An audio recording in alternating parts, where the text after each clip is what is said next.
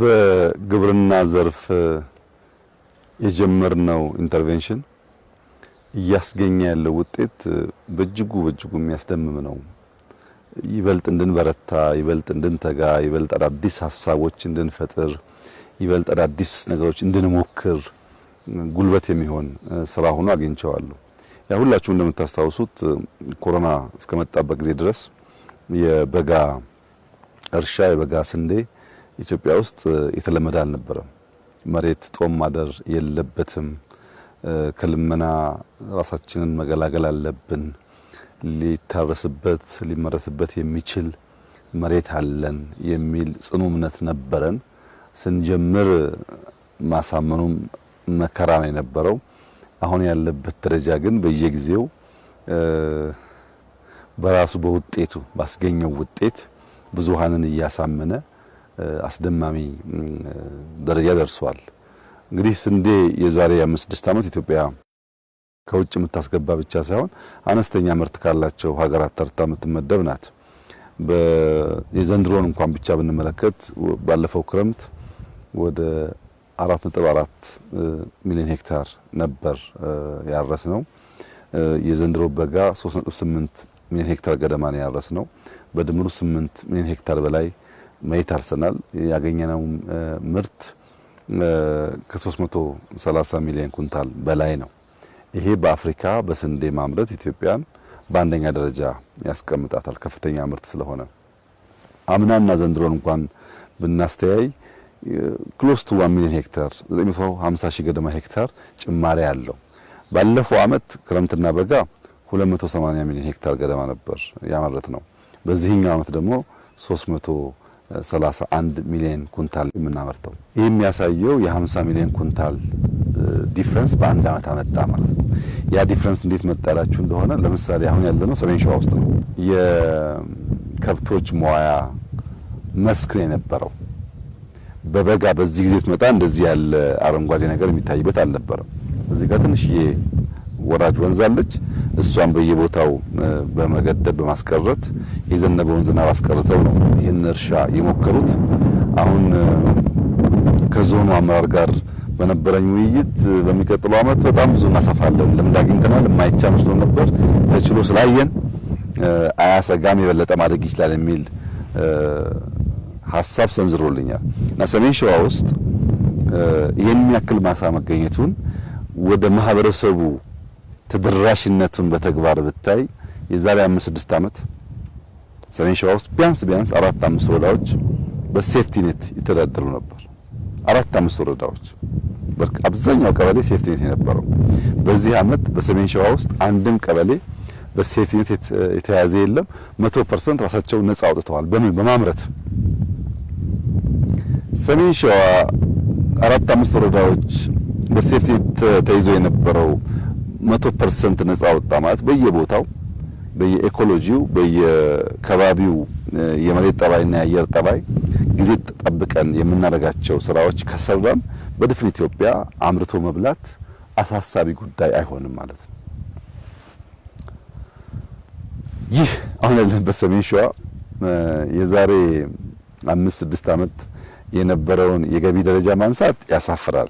ዘንድሮ ግን በ8 እና በ9 ቢሊዮን ገደማ መካከል ላይ ገቢ ይሰበስባል ዞኑ ከ8 እስከ 9 ቢሊዮን ባለው ውስጥ።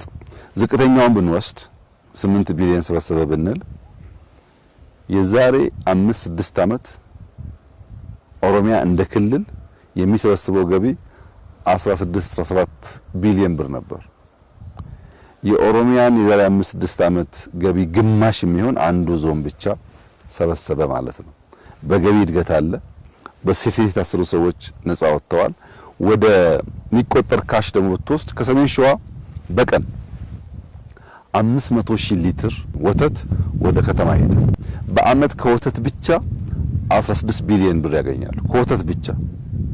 እንቁላል በዚህ አመት 3 ሚሊዮን ጫጩት ነው ያባዙት። ያንሳል ብያቸዋለሁ። እንቁላልና ወተት ላይ እንኳን በደንብ ይሰራ።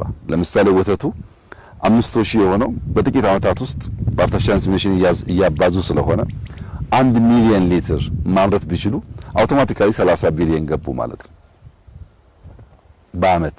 የትራንዛክሽን በብዙ መልኩ የአርሶ አደሩ ላይፍ ይነካል።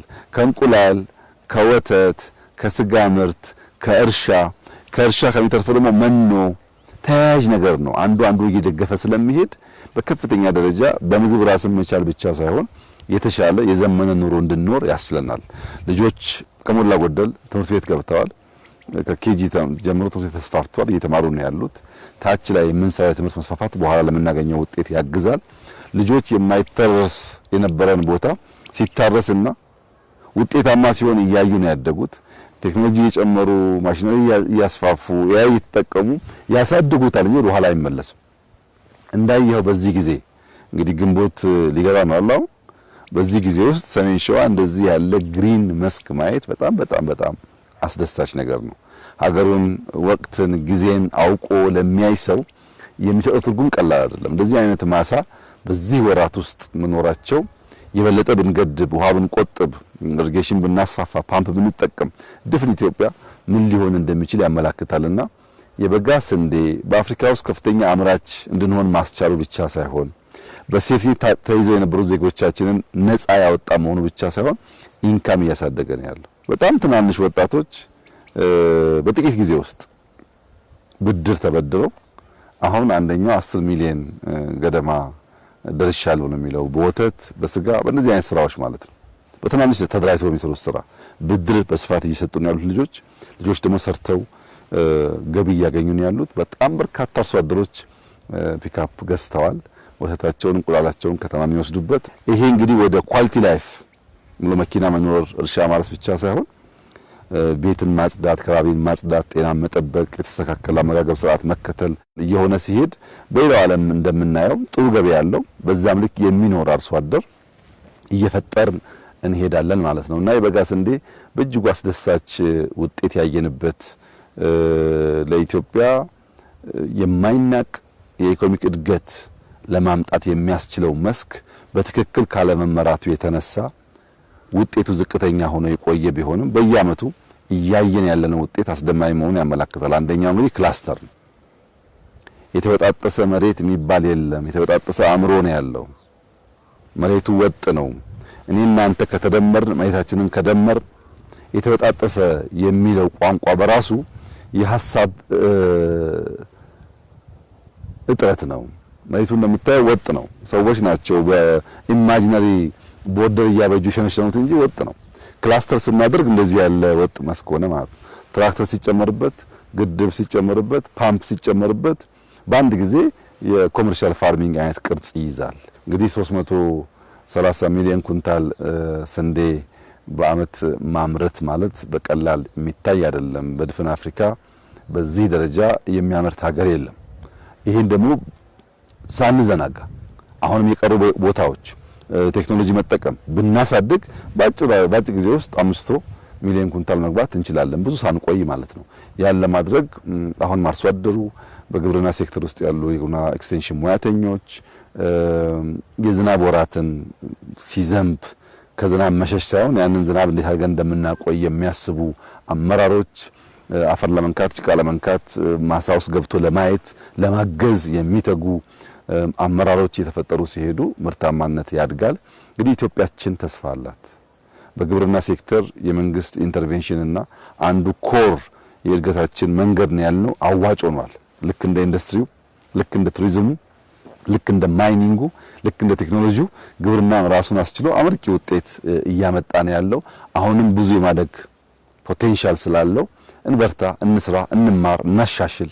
ከትናንትናው እያረምን እያረቅን እያሻሻልን ከሄድን የምናስባትን ሀገር ለመፍጠር የሚያስችል መሰረት እንዳለ ያመላክታል። ከሁሉ ላይ የሚያስደስተው የሀሳብ ጥራት ነው።